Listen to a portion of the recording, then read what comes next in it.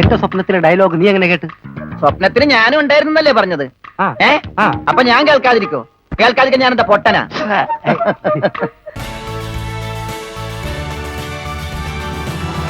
നമസ്കാരം, ചാനൽ 5+ലേക്ക് സ്വാഗതം. ഞാൻ നാസർ ബേപ്പൂർ. ഇന്ന് നമ്മുടെ കൂടെ ഒരു മലയാളത്തിൽ പരിചയപ്പെടുത്തുന്നത് തികച്ചും അനാവശ്യമായ, മലയാളികൾക്ക് ഹരിശ്രീ എന്ന പദം കേട്ടാൽ പെട്ടെന്ന് അറിയാതെ ഹരിശ്രീ അശോകൻ എന്നായിരിക്കും. അത്രയും ഒരു പ്രസ്ഥാനത്തെ, ഹരിശ്രീ എന്നൊരു പ്രസ്ഥാനത്തെ ഹരിശ്രീ അശോകനിലേക്ക് മാറ്റിയ മഹാനായ ഒരു നടനാണ് നമ്മുടെ മുന്നിലിരിക്കുന്നത്. മലയാളത്തിൻ്റെ പൊട്ടിച്ചിരിയുടെ മാലപ്പടക്കങ്ങൾക്ക് തിരികൊളുത്തിയ നടൻ ശ്രീ ഹരിശ്രീ അശോകൻ. നമസ്കാരം. നമസ്കാരം.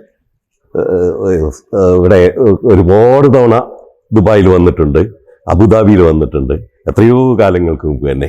അപ്പോൾ വീണ്ടും ഗൾഫിലേക്ക് സ്വാഗതം. സിനിമാ രംഗത്ത് ഒരു മിമിക്രിയിലൂടെ കടന്നു വന്നു. കലാഭവനിലൂടെയാണെന്നാണ് എൻ്റെ ഒരു ഓർമ്മ. കലാഭവനിലൂടെ വന്നിട്ടല്ലേ ഹരിശ്രീയിലേക്ക് കയറുന്നത്? മിമിക്രി പ്രൊഫഷണലായിട്ട് വന്ന കലാഭവനിലൂടെയാണ്. അതെ, ഹരിശ്രീയിലേക്ക് വന്നു. ഹരിശ്രീ ഇന്ന് ഒരു വലിയ നടനായി. അങ്ങനെ ഒരു കാലത്ത് ഹരിശ്രീ അശോകൻ ഇല്ലാത്ത ഒരു സിനിമയില്ല. വിജയത്തിൻ്റെ ഒരു ഫോർമുലകളിൽ ഒന്നാണ് ഹരിശ്രീ അശോകൻ എന്ന ഒരു കാലഘട്ടം ഉണ്ടായിരുന്നു. ആ കാലഘട്ടത്തിൽ നിന്ന് പെട്ടെന്ന് ഒരു യു-ടേൺ അടിച്ചോ എന്നൊരു സംശയം. എന്താണ് അതിന് കാരണം എന്ന് പറയാൻ പറ്റുമോ? ഇല്ല, അതിപ്പോ ഓരോ കാലഘട്ടത്തിലും കുറച്ച് നമ്മളൊന്ന് വലിയും. നമ്മളായിട്ട് വലിയുന്നതല്ല, പടങ്ങളുടെ എണ്ണം കുറയും. അപ്പൊ നമ്മളെ കാണാതാകുമ്പോൾ ആൾക്കാർക്ക് എന്തൊരു സിനിമയില്ല, സിനിമ കുറഞ്ഞിട്ടാണ്. അത് മനഃപൂർവ്വം സെലക്റ്റീവ് ആയതാണ്? മനഃപൂർവ്വമൊന്നുമല്ല. കാരണം എന്താ വെച്ചാല് നമ്മളൊരു തമാശ ചെയ്താൽ തമാശ ഇഷ്ടപ്പെട്ട പിന്നെ കുറേ നാള് തമാശക്കാരനായിരിക്കും. പിന്നെ സിനിമകളെല്ലാം തമാശകൾ ചെയ്ത് പിന്നെ കുറച്ച് തമാശകൾ കുറഞ്ഞു തുടങ്ങി. കാലഘട്ടത്തിൽ തമാശ സിനിമകൾ കുറഞ്ഞു തുടങ്ങി. പിന്നെ ക്യാരക്ടറോളാണ്. അപ്പൊ ഇവർക്ക് എന്നും നമ്മളെ ക്യാരക്ടർ റോളിലേക്ക് കൊണ്ടുവരാൻ പേടിയായിരിക്കും. ഇവര് തമാശക്കാരല്ലേ, ക്യാരക്ടർ വേഷം ചെയ്യൂ. ആ സമയത്ത് ഞാൻ ക്യാരക്ടറും ചെയ്തിരുന്നു.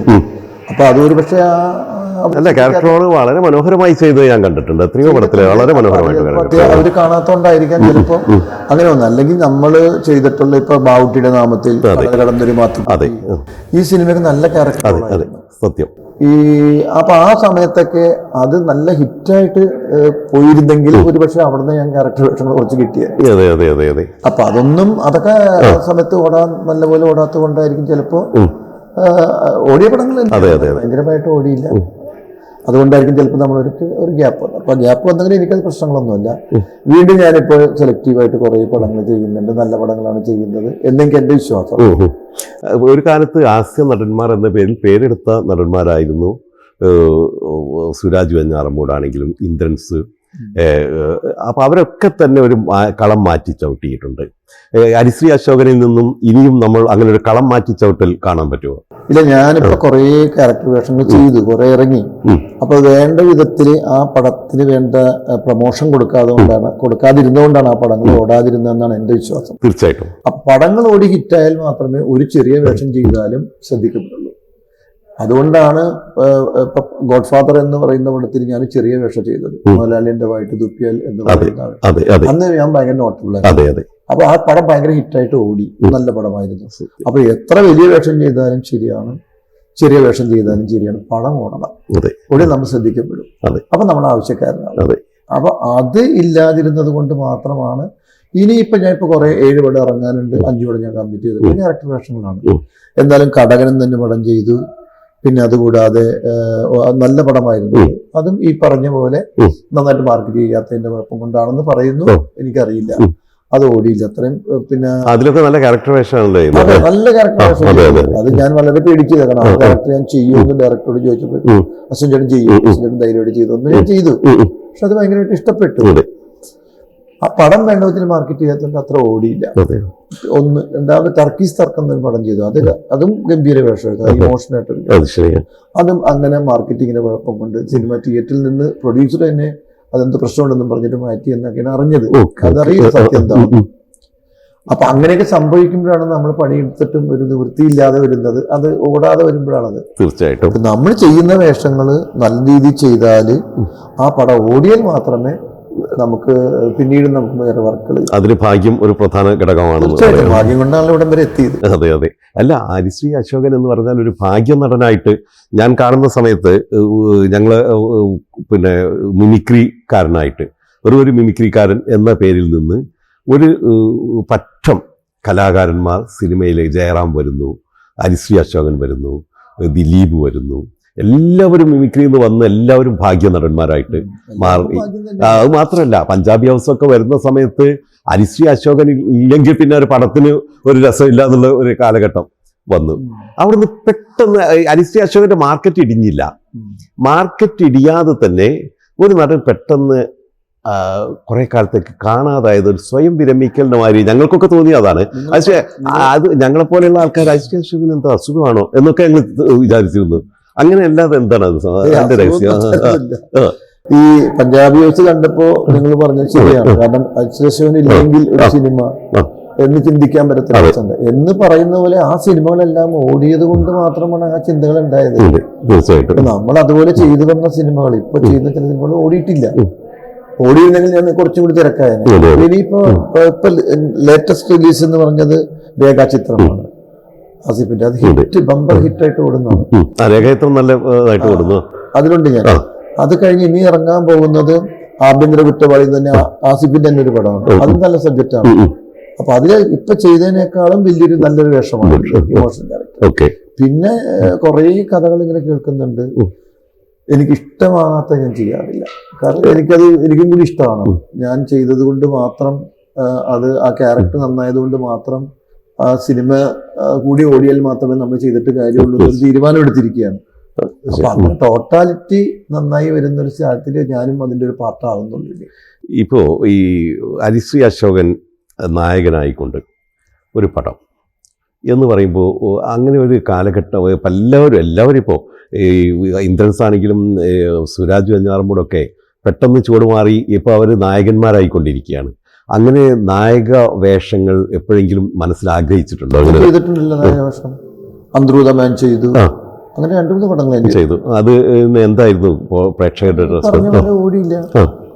അതൊന്നും അവാർഡിന് വേണ്ടിയിട്ടായിരുന്നു. പിന്നെ ജയരാജ്, അതായത് വളരെ ഇന്ത്യയിലെ തന്നെ ഡയറക്ട് ചെയ്തതാണ് ഹാസ്യം എന്ന് പറഞ്ഞ നവരസങ്ങളിലൊരു. അത് ഞാനാണ് ഹീറോ. പക്ഷെ അത് അവാർഡിന് വേണ്ടി അയച്ചതാണ്. അതും ഈ പറഞ്ഞ പോലെ തിയേറ്റർ സിനിമയല്ല, അവാർഡ് ഇറക്കാൻ വേണ്ടിയാണ് കൂടുതലും ചെയ്തത്. പിന്നെ ഇപ്പൊ കുറെ കഥകൾ ഞാൻ കേൾക്കുന്നുണ്ട്, അവാർഡിന് വേണ്ടിയുള്ളതും പിന്നെ അല്ലാതെ കമേഴ്സ്യൽ ആയിട്ടുള്ളതും ഒക്കെ കേൾക്കുന്നുണ്ട്. അതിലെനിക്ക് ഇഷ്ടപ്പെടുന്നത് മാത്രമേ ഞാൻ ചെയ്യുന്നുള്ളൂ. ഒരു നായകനായിട്ട് നമുക്ക് അതായി പറഞ്ഞ നായകനെ കുറിച്ച് പറഞ്ഞത്. അതിപ്പോ ഞാൻ നായകനെ ഇപ്പൊ ആർക്കും സിനിമയിൽ അഭിനയിക്കാം, കഴിവുള്ള ആർക്കും വേണമെങ്കിൽ. അതൊരു ബാനർ അല്ലെങ്കിൽ ഒരു ലേബിൾ ഉണ്ടാവണമെന്നില്ല. അങ്ങനെ കുറെ വേഷങ്ങൾ ഇപ്പോ വരുന്നുണ്ട്. ഞാൻ അതിൽ കുറച്ചുകൂടി നല്ല വേഷങ്ങൾ ചെയ്യാൻ, നല്ല സെറ്റപ്പിലുള്ള വേഷങ്ങൾ കൂടി ചെയ്യാനാണ് ആഗ്രഹിക്കുന്നത്. സിനിമയ്ക്ക് ഒരു ചെറിയ ഒരു മാറ്റം, ഒരു ന്യൂജൻ സിനിമകളിലേക്ക് ഒരു 2000 തൊട്ട് ഒരു മാറ്റം ശരിക്കും ദൃശ്യമായിരുന്നു. അത് അശോകനെ എങ്ങനെയാണ്, അശോകൻ എന്ന നടനെ എങ്ങനെയാണ്? 2000 നിന്നല്ല, കാലാകാലങ്ങളായിട്ട് മാറ്റങ്ങൾ ഉണ്ടായിട്ടുണ്ട്. തീർച്ചയായിട്ടും ഉണ്ടായിട്ടുണ്ട്. അത് 2000 അത് ഒരു പ്രധാനമായിട്ട് 2000 എത്തിയപ്പോഴത്തേക്ക് ഈ ഒരു മാറ്റം ഒരു 20 വർഷത്തിനിടയിലുള്ള ഒരു മാറ്റം സംഭവിച്ചു. അത് അശോകൻ എന്ന നടന്റെ പിറകോട്ട് പോകാനുള്ളൊരു സാധ്യത ഇല്ല. 20 വർഷമായിട്ടൊന്നും ഞാൻ വെറുതെ ഇരുന്നിട്ടൊന്നും ഇല്ല. അല്ല, പക്ഷെ ആ ഒരു മാറ്റം ഇങ്ങനെ വന്നു. ഒരു പുതിയൊരു 20-ന് ശേഷം സിനിമകളൊന്നും അടിച്ചു നോക്കി അറിയാൻ പറ്റും. അതെ. പക്ഷെ എന്നാൽ പോലും ഈ ഒരു കാലഘട്ടത്തിന് 20 ഞാൻ ഉദ്ദേശിച്ചത് ഒരു 2000 അതെ ഞാൻ പറഞ്ഞപ്പോൾ 2020 തന്നെ 20-ന് ശേഷമുള്ള പടങ്ങൾ, ഒരു 5 വർഷത്തെ പടങ്ങളിൽ ശരിക്കും ഒരു ആ പഴയ അശോകൻ എന്ന് പറയുന്നത് 20 ഞാൻ പറഞ്ഞ 20-ന് ശേഷം 2020-ന് ശേഷമുള്ള ഒരു കാലഘട്ടം, ഒരു വലിയൊരു മാറ്റം വന്നു. 5 വർഷം. അതെ. ആ 4 വർഷം ചെയ്ത് വെച്ചിരിക്കുന്ന 7 പടങ്ങൾ ഇറങ്ങാനുണ്ട്. ഓക്കെ. ആ 7 പടം കൂടാതെ 2 പടം ചെയ്തതാണ് ഇപ്പൊ ഇറങ്ങിയത്. അതെ. അപ്പൊ ഇനിയും 5 പടം കമ്മിറ്റ് ചെയ്തിട്ടുണ്ട്. കഥകൾ ഞാനിപ്പോ ഇങ്ങോട്ട് വരുമ്പോഴും വരുന്ന തലേ ദിവസം ഞാനൊരു കഥ കേട്ടു, അല്ല വരുന്ന അന്ന് വൈകുന്നേരം ഞാനൊരു കഥ കേട്ടിട്ടാണ് പോകുന്നത്. കഥക്ക് കുഴപ്പമില്ല. പക്ഷെ അവര് ആ കഥ പറയുന്ന രീതിയിൽ ആ സിനിമ എടുക്കണമെന്നുണ്ടെങ്കിൽ നല്ലൊരു പ്രൊഡ്യൂസർ വേണം. അവരുണ്ടെന്ന് പറയുന്നു. അതിനൊക്കെ ഒത്തുവന്നാൽ ഞാനും അഭിനയിക്കും. ഓക്കെ അത് ശരി. ഓക്കെ, അപ്പോൾ ഈ ഹരിശ്രീ അശോകൻ എന്ന ഒരു നടനിൽ നിന്ന് ഇനിയും ഒരുപാട് കിട്ടാനുണ്ട് എന്നാണ് ഞങ്ങൾ പ്രേക്ഷകർ ആഗ്രഹിച്ചുകൊണ്ടിരിക്കുന്നത്. നമ്മളും അതുപോലെ തന്നെയാണ്, നല്ല നല്ല വേഷങ്ങൾക്ക് വേണ്ടി കാത്തിരിക്കുകയാണ്. ഇനി ഒരുപാട് വേഷങ്ങൾ നല്ലത് കിട്ടട്ടെ. സിനിമയിൽ ഒരിക്കലും എല്ലാം തികഞ്ഞ ഒരു നടൻ സിനിമയിൽ ഇല്ല. തീർച്ചയായിട്ടും കംപ്ലീറ്റ് അത് അറിയാവുന്ന ഒരു ആർട്ടിസ്റ്റ് ഇല്ല. അത് സത്യമാണ്. നടനാണെങ്കിലും നടിയുമില്ല. അവർ ഇപ്പോഴും പരീക്ഷണം നടത്തി. ഇപ്പൊ നമ്മളൊക്കെ കണ്ടു വളർന്നിരിക്കുന്ന മമ്മൂക്കനും ലാലേട്ടനൊക്കെയാണ്. അവരിപ്പോഴും പരീക്ഷണം നടത്തുകയാണ്. ഇപ്പൊ ലാലേട്ടനും പറയുന്നുണ്ട്, മമ്മൂക്കയും പറയുന്നുണ്ട്, നമ്മളും ഇപ്പോഴും ഓരോന്നും ഇങ്ങനെ പരീക്ഷിച്ചുകൊണ്ടിരിക്കുകയാണെന്നുള്ളതാണ്. അതിന്റെ നമുക്ക് കാണാൻ കഴിയുന്നുണ്ട്. അവര് നല്ല നല്ല വേഷങ്ങളിലേക്ക് വരുന്നതും. ഇപ്പൊ ഭ്രമയുഗമാണെങ്കിലും ലാലേട്ടൻ ചെയ്ത വേഷങ്ങളാണ് പലതും. അപ്പൊ അവര് വരെ പരീക്ഷണം നടത്തുന്നത്. അപ്പൊ നമുക്കും ഒരാഗ്രഹം, നമുക്കിനി നല്ല നല്ല വേഷങ്ങളാണ് ചെയ്യേണ്ടത്. ഇനിയെങ്കിലും അത് ചുരുങ്ങിയില്ലെങ്കിൽ ചിലപ്പോ നമുക്ക് ചെയ്യാൻ പറ്റാത്തൊരവസ്ഥ വരും. അപ്പൊ അങ്ങനെ കുറെ വേഷങ്ങൾ ഞാനിപ്പോ കേട്ടിട്ടുണ്ട്, ചെയ്യാൻ പോകുന്നുണ്ട്. അതിനൊപ്പം തന്നെ ഒരു പക്കാ നെഗറ്റീവ് വേഷം ഒന്ന് ചെയ്യാൻ പോകുന്നുണ്ട്. ഏതാണ് ഇഷ്ടമാണ്. പടത്തിന്റെ പേര്? അല്ല, അത് പടത്തിന്റെ പേരൊന്നും പറഞ്ഞു. നെഗറ്റീവ് വേഷങ്ങളും ചെയ്യാൻ തയ്യാറാണ്. നെഗറ്റീവ് വേഷങ്ങൾ തയ്യാറാണ്, ചെയ്യാൻ പോവുകയാണ്. ഓക്കെ. പിന്നെ ഞാനും മോനും കൂടി ഒരു പടം അഭിനയിക്കാൻ പോകുന്നുണ്ട്. മകനും വരുന്നുണ്ട്. അങ്ങനെ കുറെ വിശേഷങ്ങൾ എനിക്ക് പറയാനുണ്ട്. അത് ശരിയാ, അത് കുറച്ച് ഇപ്പൊ പറയാൻ പറ്റില്ല. അത് പറയും. നിങ്ങളിൽ ആർക്കാണ് ഭംഗിയായി ഷൂ പോളിഷ് ചെയ്യാൻ അറിയാവുന്നത്? എനിക്കറിയില്ല. ദൈവന് ഭംഗിയായിട്ട് ഷൂ പോളിഷ് ചെയ്യാൻ അറിയാം. എന്താ നിന്റെ പേര്? രമണൻ. മരണനോ? അവന്റെ ഒടുക്കത്തൊരു ടൈറ്റാനിക് ഉണ്ടാക്കി കളിക്കലി എല്ലാം മുങ്ങിപ്പോട്ടെ. ഹരിശ്രീ അശോകൻ എന്ന നടൻ ഒരു വലിയ നടനായിട്ട്, വലിയ നടൻ എന്ന് പറഞ്ഞാൽ വലിയ നടനായി കഴിഞ്ഞു. ഇനി അതല്ലാതെ ഒരു ചേഞ്ച്, ഹരിശ്രീ അശോകൻ എന്ന ഒരു നായക നടനായിട്ട് ഒന്നാം നിരയിലേക്ക് എത്തട്ടെ എന്ന ആശംസകളോടുകൂടി ഉണ്ടാവട്ടെ എന്ന പ്രാർത്ഥനയോടുകൂടി നമുക്ക് ഇവിടെ അവസാനിപ്പിക്കാം. Thank you very much.